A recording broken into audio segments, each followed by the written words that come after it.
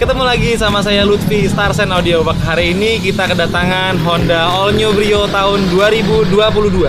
Honda Brio ini baru aja keluar dari dealer, jadi bener-bener masih baru banget. Bangkunya masih plastikan dan kilometer masih di angka 100 km. Mau tahu apa aja yang kita kerjakan di Honda All New Brio ini? Sebelum saya lanjutkan videonya, kalian subscribe dulu di channel Starsen Audio Work.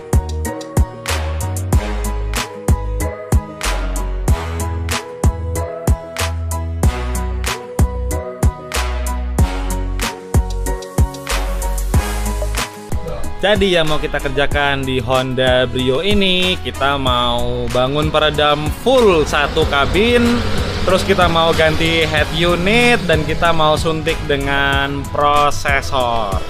Dan ini dia kondisi kabin Honda All New Brio. Ini masih bener-bener bersih banget, tapi ini langsung ketemu plat. Jadi ini dia yang bikin mobil jadi berisik. Kalian bisa lihat, bener-bener kaleng. Tapi nggak masalah, ini mau kita sulap jadi jauh lebih kedap mobilnya. Kenapa? Rata-rata pengguna Honda Brio banyak banget yang mengeluhkan suara kabinnya itu tembus banget.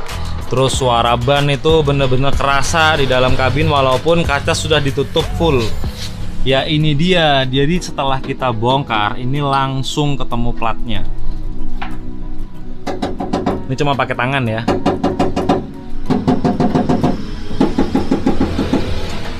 Dan untuk suara hujan bener-bener dahsyat banget.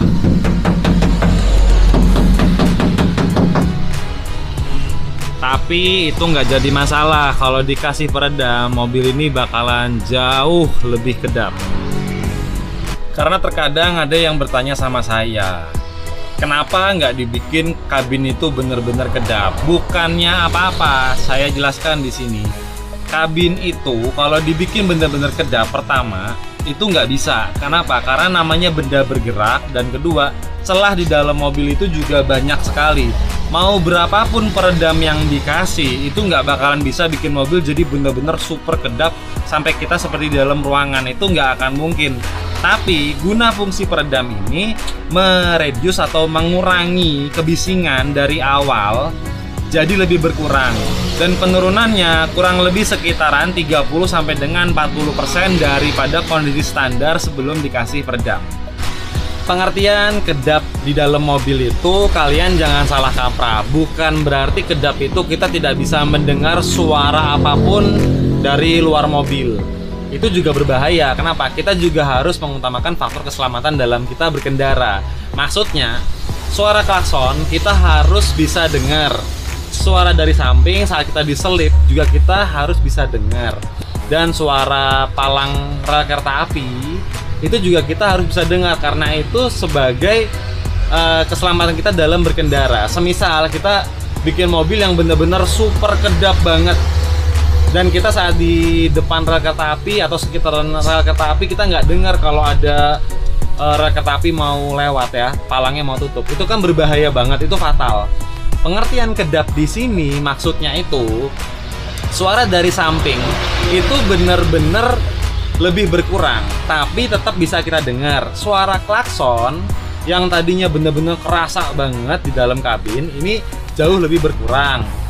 Dan saat kita diselip mobil atau motor, saat kita lagi nyetir ini tetap kita dengar, tapi juga jauh lebih berkurang. Tapi yang utama suara ban yang bener-bener ganggu masuk ke dalam kabin. Misal kita lagi di jalan cor-coran atau di jalan tol, suara bannya itu atau istilahnya road noise-nya bener-bener tembus ke dalam, itu jauh lebih berkurang. Walaupun bukan berarti 100% kedap, tetapi jauh lebih berkurang. Oke, nggak usah kebanyakan basa-basi, langsung kita gaspol, kita pasang peredam. Dan habis ini saya jelasin bahan apa aja yang mau kita pasang di Honda Brio ini, beserta dengan perangkat audio apa aja yang mau kita pasang di Honda Brio ini. Seperti biasa, bahan yang kita pakai rubber batil dari Jacaranda. Kalian bisa lihat Ini bener-bener murni rubber batil, bukan aspal. Ini enteng, dia juga bener-bener tebel. Si foilnya menahan panasnya juga istimewa. Ini hampir sama seperti peredam street yang biasa kita pasang.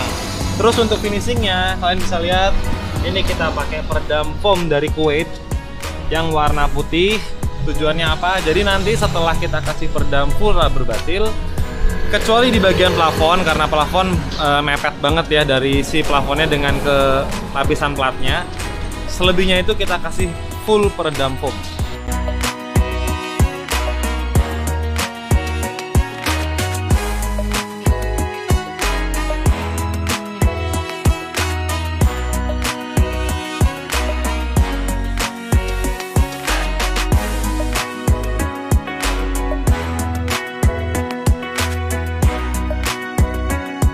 Oke, ini kita lagi proses pengerjaan. Kalian bisa lihat di bagian plafon sudah selesai. Ini kita menggunakan dua lapis. Lapisan pertama dan lapisan kedua. Kelihatan kan ada lapisannya. Jadi benar-benar bisa menyerap suara hujan. Dan untuk di bagian tepong-tepong depan kita menggunakan 3 lapis. Jadi benar-benar bisa mengurangi suara road noise. Setelah itu, kecuali plafon ya, setelah itu kita mau ngasih peredam foam di bagian 5 pintu, di bagian lantai full termasuk tepong-tepong sampai ke belakang. Dan bagian tepong belakang sini juga mau kita kasih peredam full rubber batil sama full foam juga.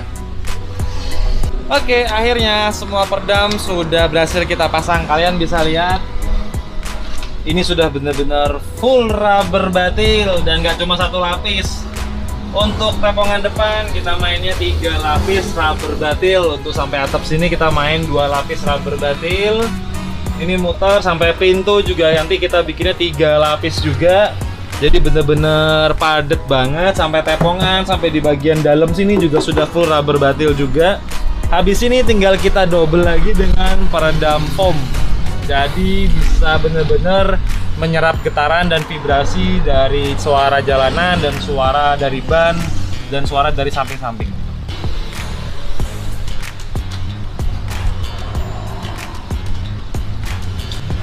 Dan ini proses pemasangan peredam foam rebondednya seperti ini. Kalian bisa lihat ya, ini contoh dulu, kita lagi ngemal dulu ya, nanti kita kasih lem full di bagian sini, di bagian depan, bagian tepong juga. Jadi sudah benar-benar nanti bisa lebih menyerap getaran dan suara. Habis itu kita nanti ngisi juga di bagian sini dengan peredam foam juga. Pemasangan peredam foam paling efektif itu biar nggak lari ya, kita kasih lem sedikit. Jangan terlalu banyak, nanti bau kan. Saya kasih sedikit aja biar sekedar bisa bantu merekatkan. Jadi si peredam ini nggak bakalan geser, nggak bakalan lari. Walaupun nanti dia sudah kejepit sama karpet, tapi dia nggak ada kemungkinan untuk lari. Dan ini dia peredam foam sudah kita pasang. Kalian bisa lihat, ini udah bener-bener rapat sama foam. Itu tuh, kelihatan nggak? Sampai di balik dashboard kita kasih foam juga. Terus untuk di bagian tepongannya, setelah kita kasih rubber batil, udah bener-bener full sama peredam foam. Di bagian sini kalian juga lihat, ini sampai dalam ya, bener-bener kita kasih lagi peredam foam. Jadi bisa bener-bener maksimal dia dalam menyerap road noise dan getaran-getaran dari luar. Dan untuk bagian pintu kalian bisa lihat sudah bener-bener full sama foam. Jadi ini gunanya untuk apa? Ini untuk meminimalisir getaran dari dek-dek plastik. Habis ini langsung kita gas, kita pasang semuanya lagi, terus kita lanjut ke pemasangan audio. Oke, sekarang kalian bisa lihat semua sudah terpasang di tempatnya lagi dan tidak ada yang benggang sama sekali atau megar atau mengkap istilahnya. Ini bener-bener rapet banget. Dan sekarang kita masuk ke proses pemasangan audionya. Jadi audio yang mau kita bangun di Honda All New Brio tahun 2022 ini, dari head unit yang awalnya seperti ini, mau kita ganti Mirai Android komplit sama frame-nya. Kalian bisa lihat nanti terpasangnya seperti ini. Saya contohin ya. Nanti jadinya seperti ini, bener-bener rajin. Satu gelondong frame-nya ganti di sini. Terus habis itu kita mau suntik lagi dengan prosesor dari Kodia. Untuk urusan soket to soket atau perkabelan, inilah dia. Kita sudah bikin bener-bener soket asli Honda. Jadi garansi di mobil ini sama sekali tidak gugur. Karena apa? Karena ini sudah kita bikin soket to soket OEM punya Honda Brio. Oke, semua sudah berhasil kita pasang. Kalian bisa lihat jadinya pemasangan double din-nya seperti ini, dan prosesornya kita taruh di bawah bangku depan sebelah kiri. Untuk semuanya sudah kembali utuh lagi, bener-bener bersih, nggak ada benggang, nggak ada gimana-gimana. Karena mobil ini masih bener-bener baru grass. Oke, ikutin terus video kita karena habis ini kita mau masuk ke sesi check sound. Sekarang kita masuk ke sesi check sound. Gimana sih suara di Honda Brio 2022 ini? Yuk kita dengerin bareng-bareng.